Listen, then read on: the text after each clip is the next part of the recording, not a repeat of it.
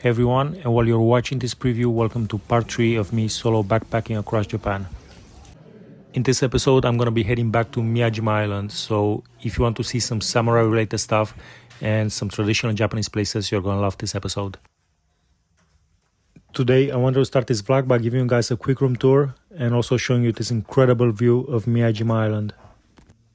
And even though it's raining today, I'm still gonna be heading there because I really want to see Miyajima Shrine and Daishoin Temple where the samurais retreated 500 years ago in that morning of the attack.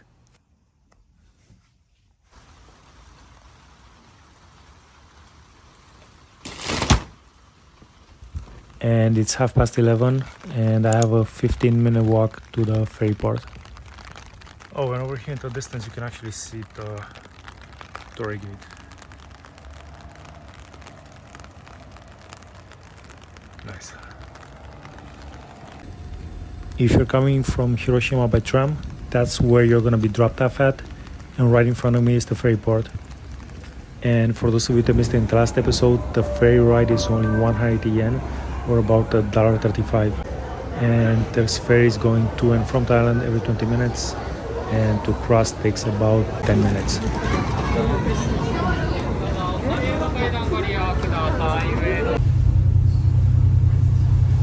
And over there in the distance you can see the Miyajima Torii Gate. It's already noon and we're about to dock now. And over here you can see some Japanese women wearing traditional yukatas.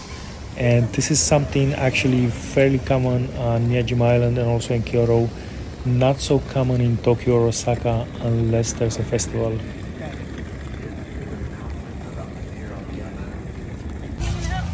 And for those of you that missed it in the last episode, in the year 1555, thousands of samurai died in battle right on this beach in front of me.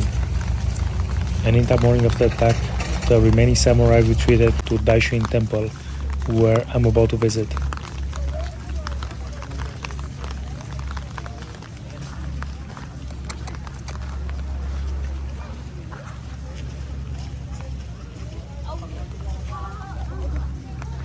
And there it is, guys, the 150-year-old Miyajima Torii Gate. In the previous episode that was filmed yesterday, I did walk up to it and touch it, but I'm not gonna do that today because it's raining and it looks really muddy.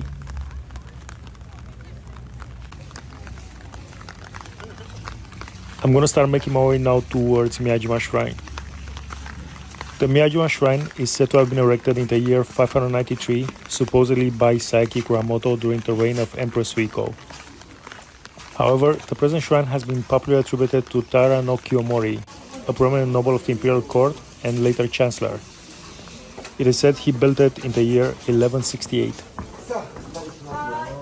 The shrine had to be rebuilt in the year 1571 as a result of the Battle of Miyajima in the year 1555. Unfortunately, like in most shrines and museums, filming isn't allowed here, so I was trying to be discreet.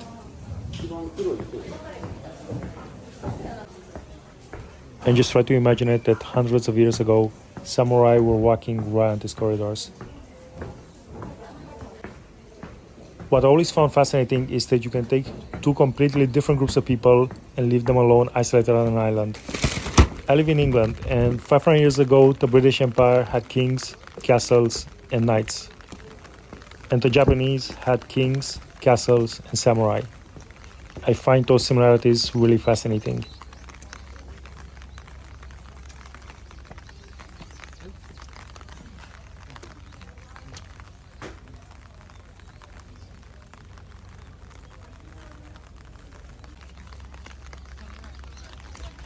After I exit the shrine, I'm gonna start making my way towards the treasure hall, which is a museum housing real samurai armors and swords. If I'm not mistaken, this is one of the original structures that survived the battle 500 years ago.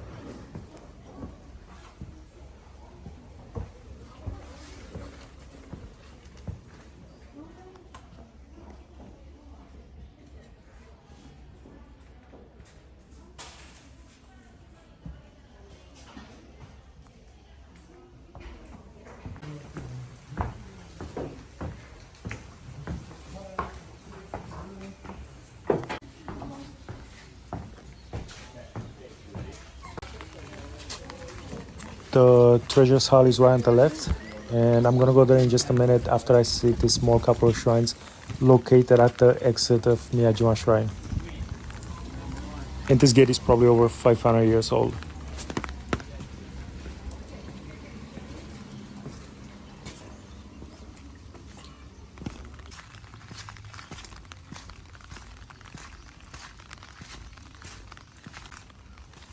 These shrines aren't that big, but still they're probably over 500 years old, so still very interesting to see.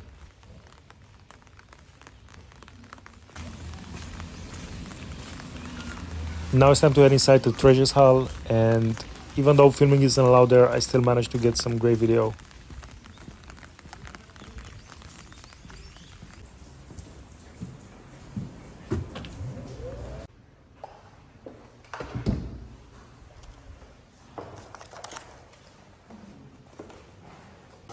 In front of me you can see a real samurai armor and shield, but unfortunately I couldn't linger around too much because I wasn't sure if there's any security cameras watching me film.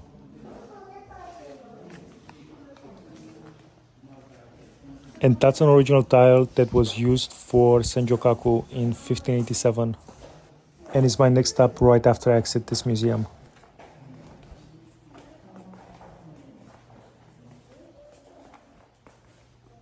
And this drawing is called the 8 Views of Itsukushima, which is the previous name of Miyajima Island, and it was drawn in the early 1700s.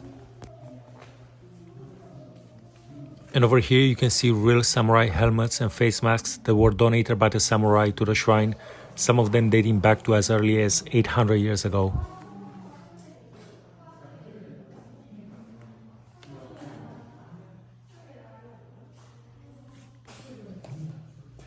These two swords are designated as real national treasures and date back to the early 1600s.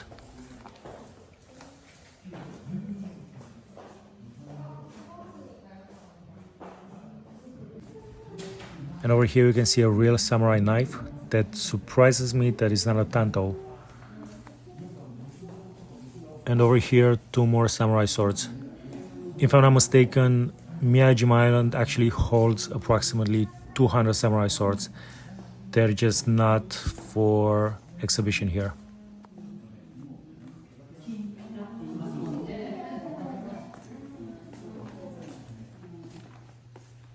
These two vases were made right here on this island over 100 years ago.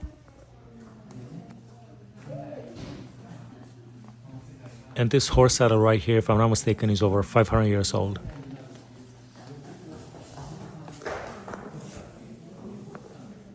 And this right here was an offering to a shrine made in 1784.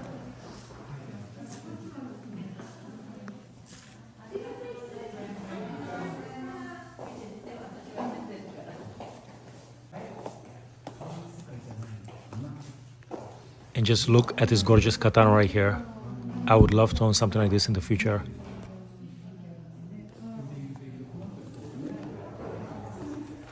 Now right behind me there was a museum employee, so I had to be really careful so he wouldn't spot my phone. That's why the weird camera angles.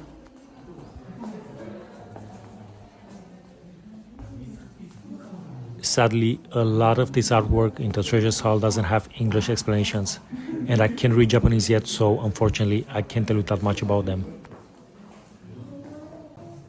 The museum employee was only 10 feet behind me. Eventually he did spot me right after I managed to film this.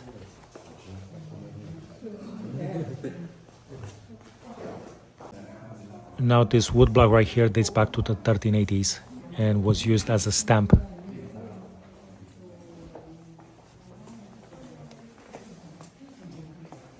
This scroll right here was made approximately 800 years ago, and it's a collection of Japanese poems.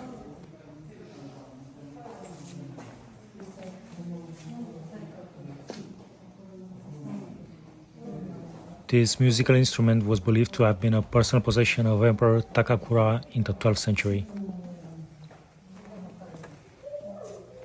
And this seal right here is a replica of the original one used on Itsukushima Island, which is currently known as Miyajima, in the 12th century.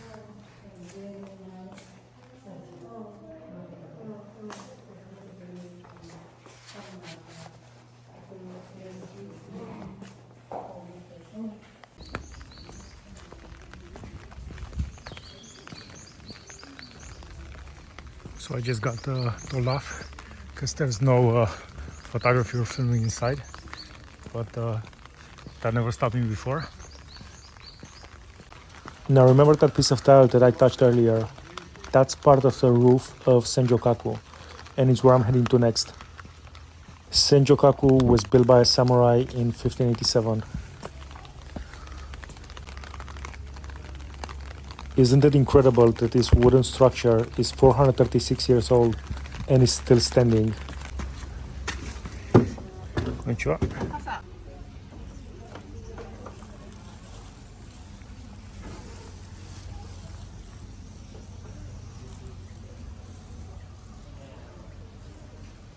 And if I'm not mistaken, that's some of the original artwork that was here. So that makes this artwork over 400 years old. Now, I couldn't find a lot of information about this place, but from my understanding, this wasn't actually completed. So the project itself was abandoned, yet the building was maintained, and now it's a tourist attraction.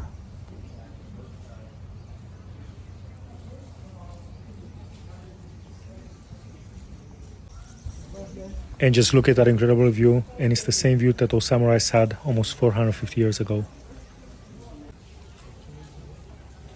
Next time I'm going to be visiting Hiroshima, I will try and book in advance so I can get a room on Miyajima Island so I can also explore it at night.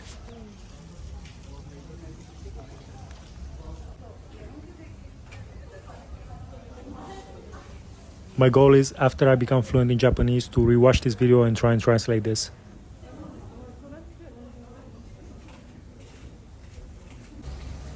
And it's currently 3:30, so I'm gonna have to rush a bit if I want to explore the Daishonin Temple. For some reason, that actually reminds me of the dragon from Mulan.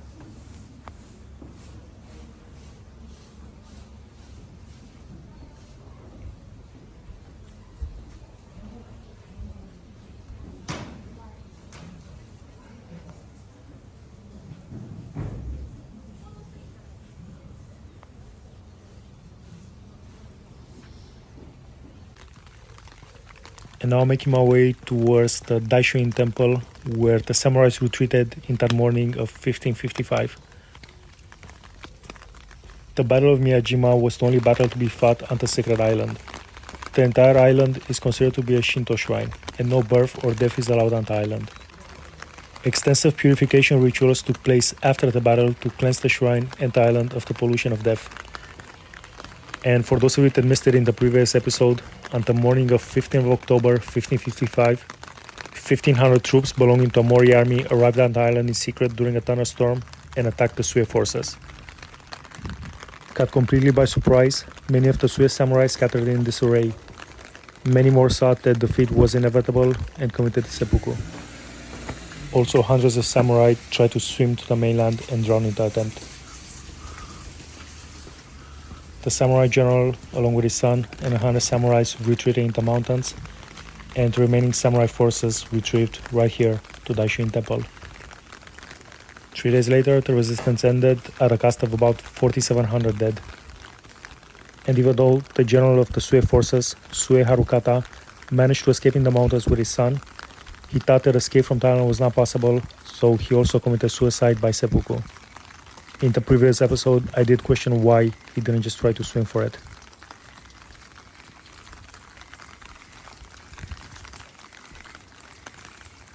Now, Daishonin Temple is a complex of several shrines, and I'm going to explore all of them one by one.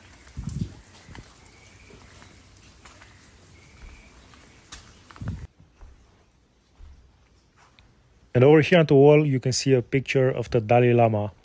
And fun fact, for those of you that didn't know, he recently asked a young boy to suck his tongue on camera in public and then gave him a kiss on the lips.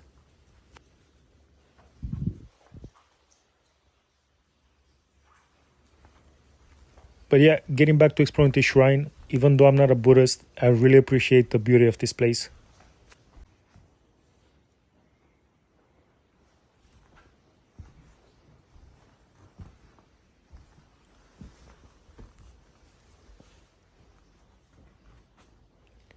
And just goes to show you how safe Japan is, that you can be here with no security guards, no cameras, and you can just explore it and nobody steals anything.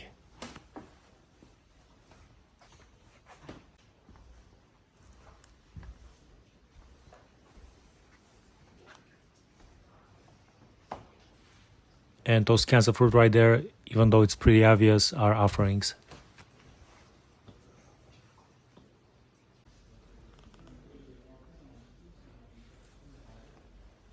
Now I'm gonna be heading to the next shrine at this temple.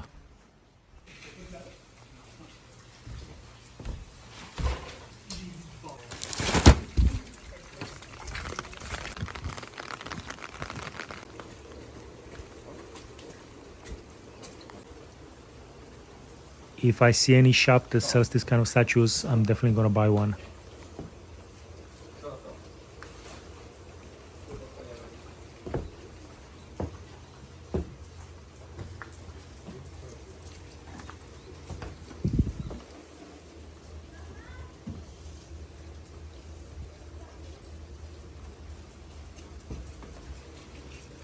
And by the way, this is actually the first shrine I ever encountered where it says you don't have to take your shoes off.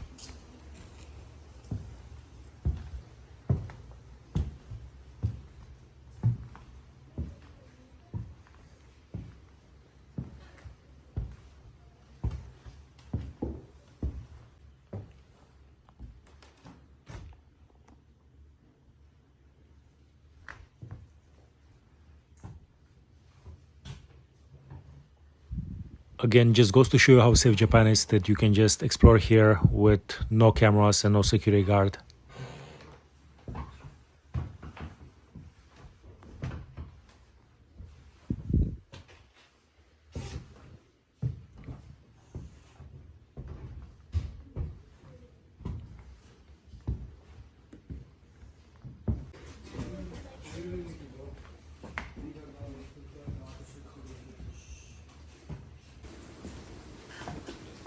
In time to head towards the next shrine, and after that I'm gonna be going to the most special room in this entire temple.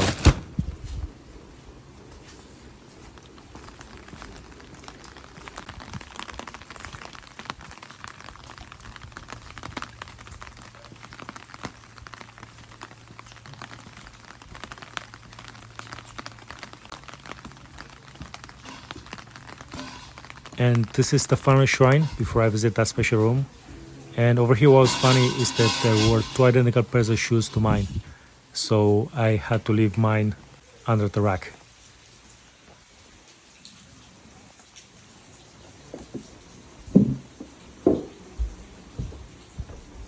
Apparently no photographs are allowed here, but it doesn't say anything about filming, so yeah.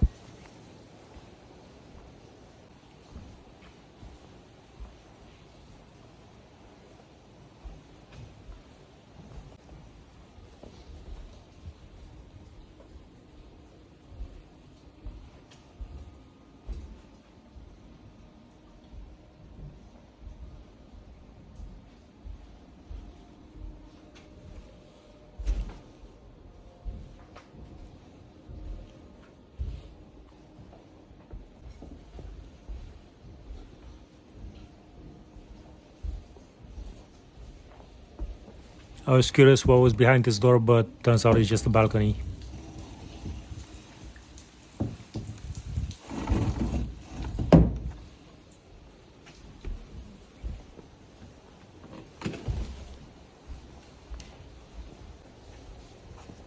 Same thing with this door.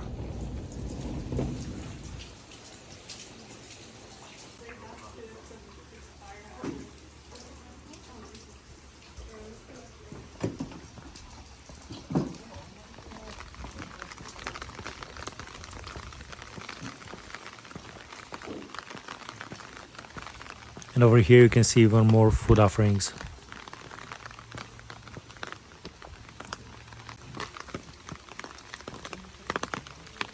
And this path right here leads towards the room I was talking about earlier, and probably the best place on this entire shrine.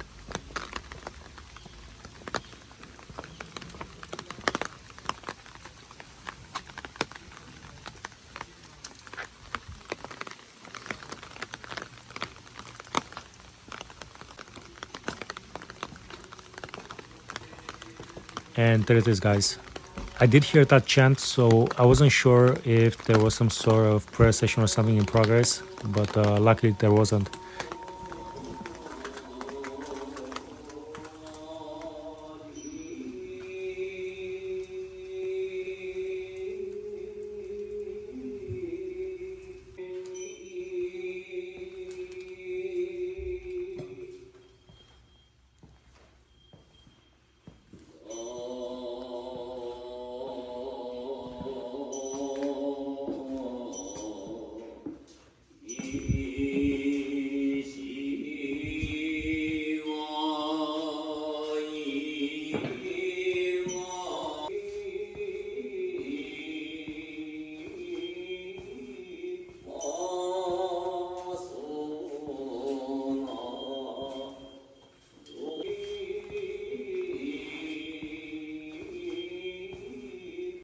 I can describe how nice the incense smells.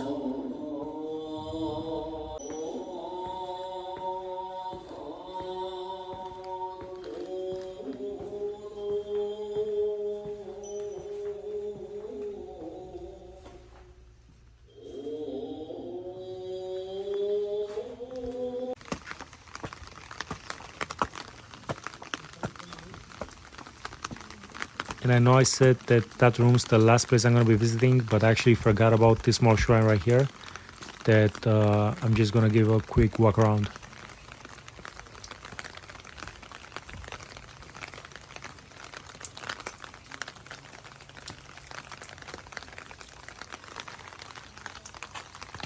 You got lucky.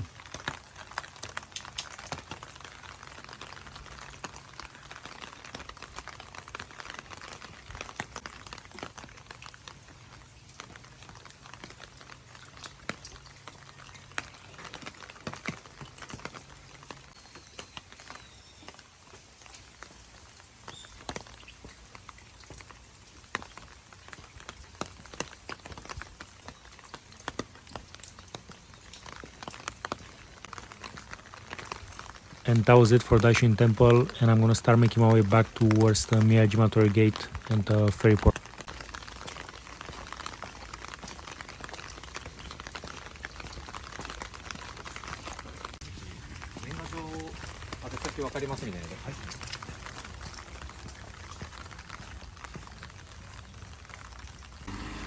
Hey dear. Unfortunately, it was still low tide, so the gate didn't appear like it's floating on water, but you can see that in my previous episode where I did manage to film the high tide.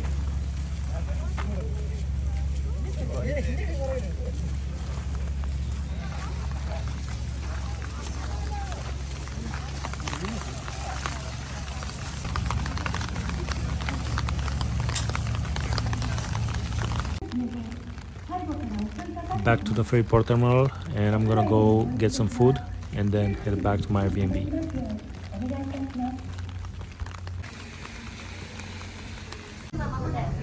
Also, I'd like to take this time to ask you guys, in case you're not already subscribed, to please subscribe to my channel and click that bell notification icon so you can see when I upload the next video.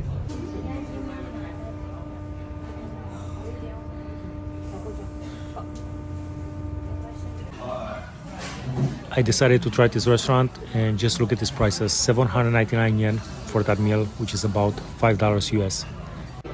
And the food is actually delivered by this cute little robot.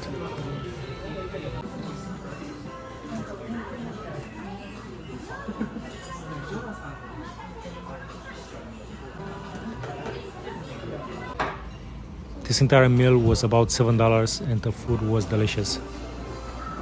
Also, if you're watching this all the way to the end, I want to say thank you, and I'll see you in the next episode.